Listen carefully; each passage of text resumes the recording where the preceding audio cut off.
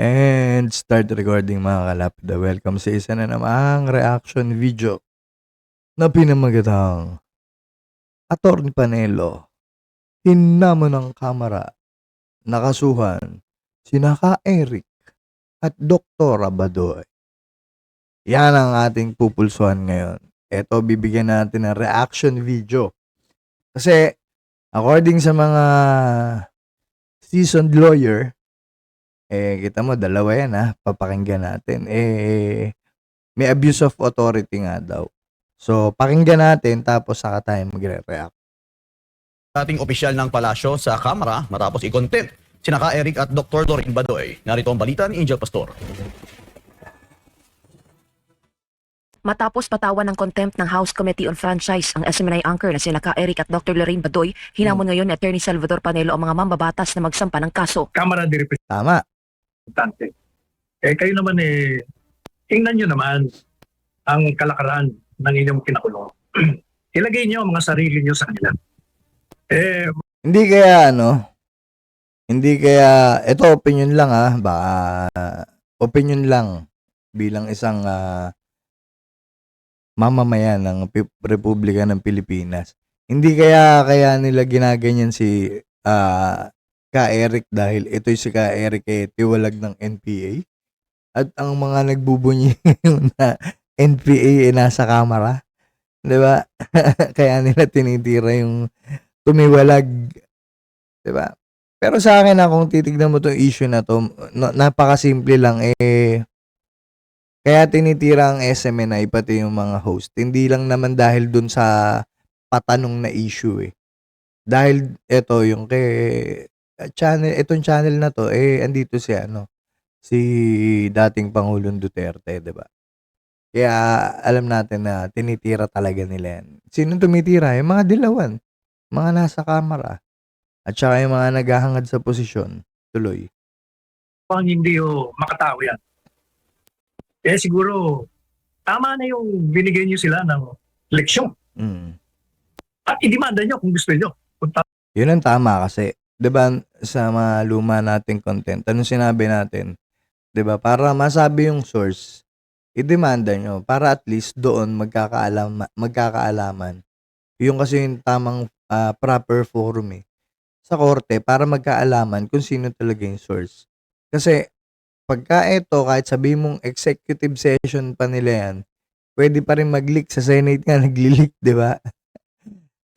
Tapos magtitiwala dyan sa inyo, 'di ba? Mas maganda, iba pa rin yung tama pa rin yung sinasabi nitong ni Sal Panelo na idemanda nyo na lang. Mas maganda yon, 'di ba? Tuloy. Merong kasalanan. Para malaman natin kung meron ng kasalanan o wala. Sapagkat yun in the realm of speculation pa lang yan. Ang lang makakapagsabi kung ang ginawa nila ay labag sa batas. Marin namang kinundina ni Panelo ang inihaing resolusyon sa Kamara para suspendihin ang prangkisa ng SMNI. Talagang ako, I'm reacting, I'm sorry to say, kaibigan natin yung naghahain ng resolution. Maling-mali, lalo-lalo pa, yung resolution na pinapaimbestiga ang SMNI, and pending investigation, it should cease operation sus Mariosep. Gusto mo sabihin kung ang investigasyon nyo hanggang matapos ang mundo, hindi na makaka-operate ng SMNI. That again is a grave abuse of discretion. That is an attack on the freedom of the press. You are Boom. muscling this network. Hindi lang naman sa Kongreso nangyayari yan. Pati sa Senado, 'di ba? 'Di ba pagka halimbawa ikaw kalaban ni Raffy Tulfo demanda ka din. Small vlogger ka din. Minamuscle din minamuscle din ni Raffy Tulfo yung mga yung mga kumikriticize sa kanya, 'di ba? Pero bahala sila doon, 'di ba? Kaya naman nila ipaglaban yung sarili nila. Tuloy. Doing its duty to the people. Ibinabala rin ni Panelo sa mga mambabatas na huwag idamay ang prangkisa ng SMNI sa kinakaharap ng dalawa nitong anchors. Alam po ninyo, hindi maganda na idadamay nyo talaga ang network. Huwag niyong isama yan sapagkat yan ay magninit siya ng protesta ng maraming mga kababayan natin. And we do not want to reach that point. Hindi naman natin alam pero syempre may mga supporter din yung mga yan, 'di ba? Unang-una, kaninong supporter yan? Mga DDS. Di ba? Mga Duterte. Tuloy. where there will be again upheaval in this country. Sawang-sawa na ho tayo dyan. So, kayo po maging mahinahon. Sa kabilang banda, payo naman ni Panelo kina Ka-Eric at Doc Lorraine. Okay na yung hunger strike for a few days, pero wag yung pabahay niyan sapagkat kailangan yung maging malakas. Hindi, try nila mag-hunger strike na mga 1 year. Tapos at least diet yung diet. Di ba? Tuloy. Pag umina kayo ng umina, hindi kayo kakain, paano pa? Paano nyo ipaglalaban ang inyong mga karapatan? Kailangan healthy rin kayo. It's enough that you have voiced your opposition and declare your principles in defense of your freedom to speak out. At ang suporta ng mga taga-labas. Huwag nyo nang patayin ang inyong mga katawan sa pamamagitan ng matagalang hunger strike. Oo nga. Tama naman. Muli, paalala naman ni Panelo sa mga mambabatas. And those who have been given the mantle of power to govern this country. Always ponder on the words. There is a saying, whom the gods wish to destroy, they first make man.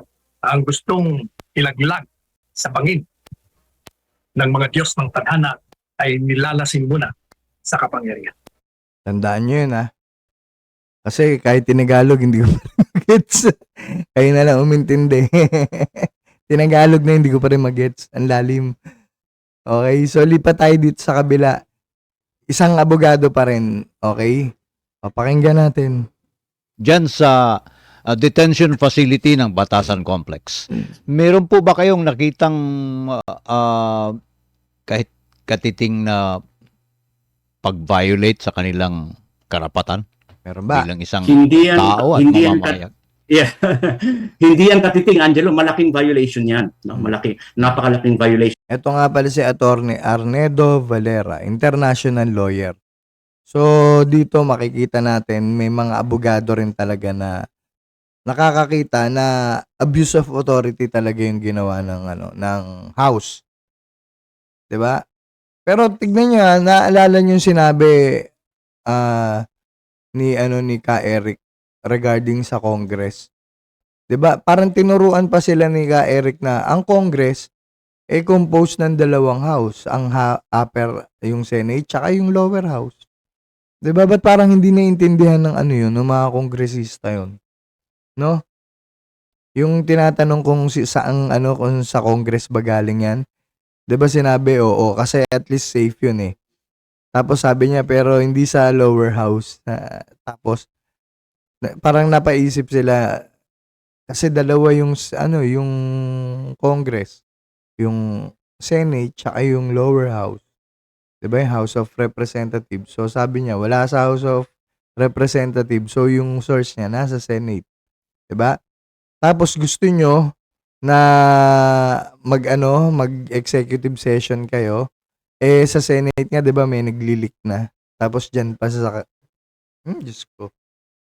Yan. Dahil unang-una, alam mo, nirevisa ko yung programa nila na kung saan ay nag-post ng question based doon sa isang congressional source. Ito na yung kay Ka-Eric at kay Dr. Lorraine, no? Na sinasabi na merong 1.8 billion pesos na nagagasto ng yung travel expenses ni Speaker Romualdez, no? Pero ito ay galing sa congressional source. Again, kung pakikinggan mo ng gusto doon, wala siyang accusation.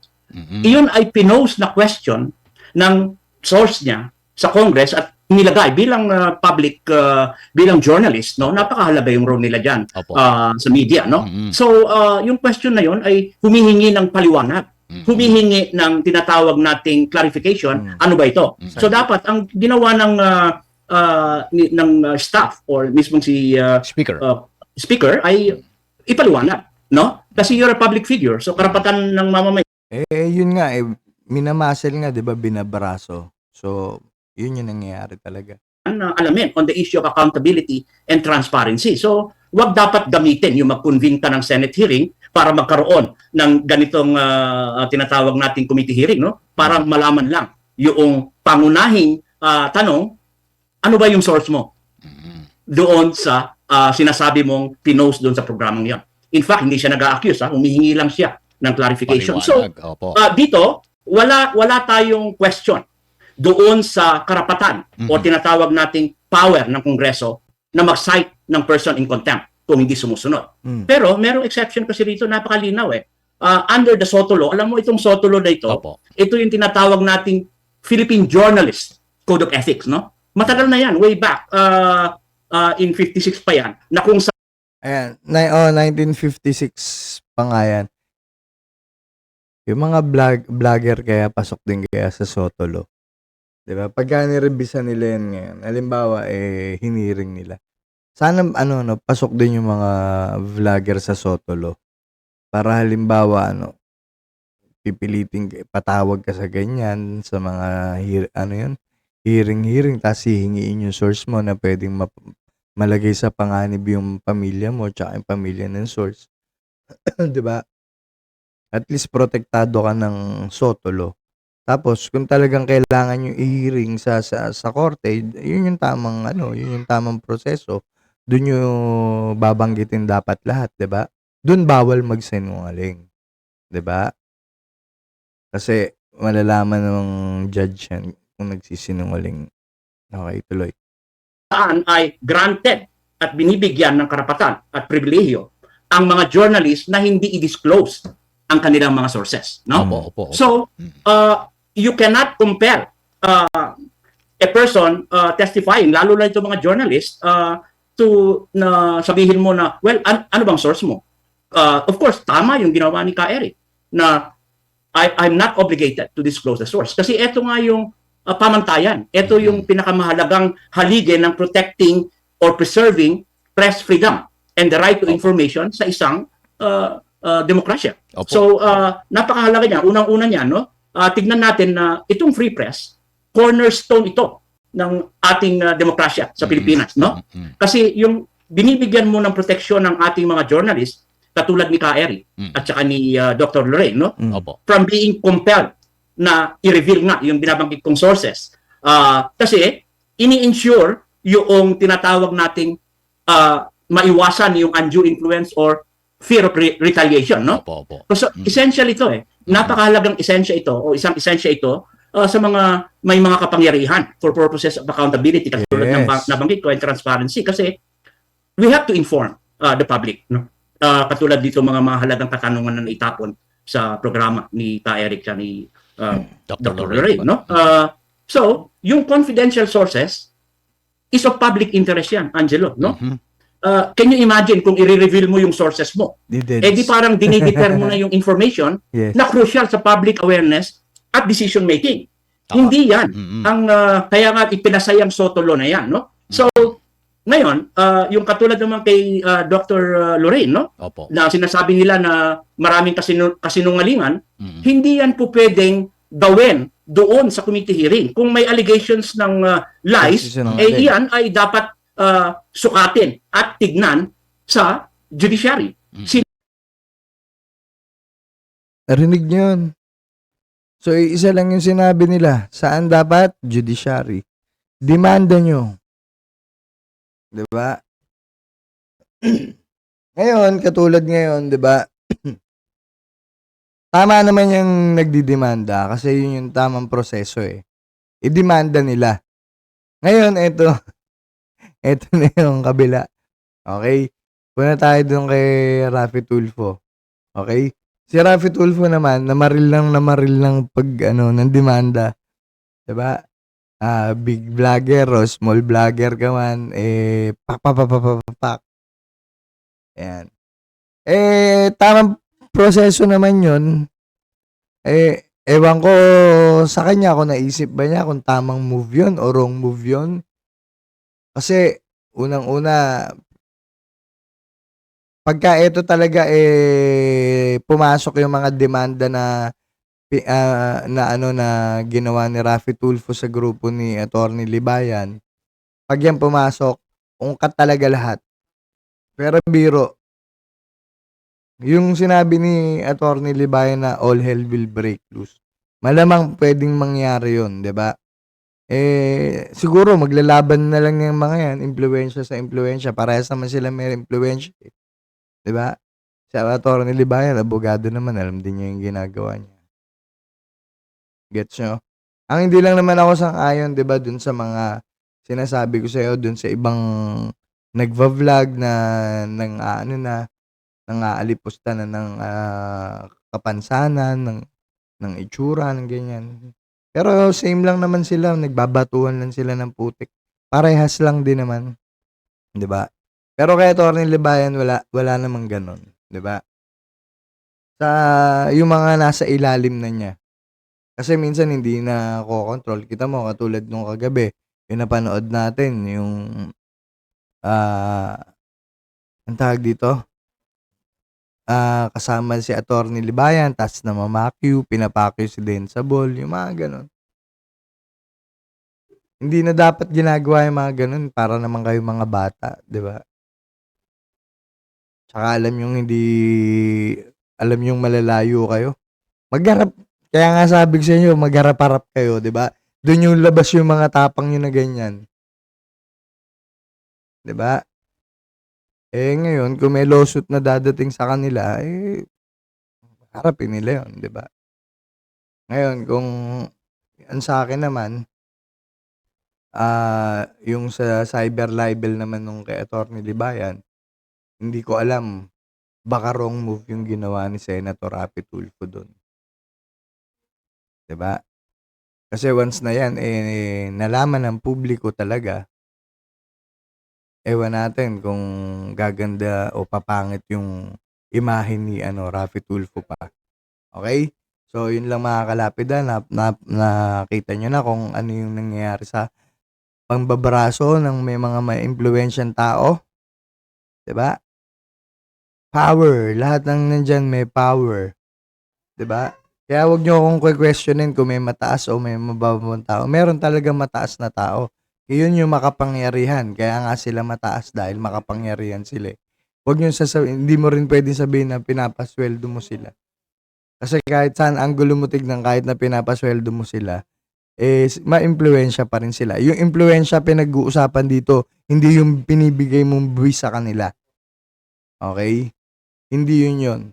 Although nakakapanghinayang nagagamit sa pangit, nagagamit sa wala, it is what it is. Matagal na yan. Korupsyon sa gobyerno. 'Di ba? Sabihin nyo kung sinong nakapag ng korupsyon. Kahit isang tao ang nakapagpigil ng korupsyon. 'Di ba? Wala. Kasi kahit sabihin na pipigilan nila, sila mismo corrupt. Okay? So, yun lang mga kalapid. Maraming salamat. Hit the subscribe. Hit the bell button. Hit the like. Hit the all. And stop recording.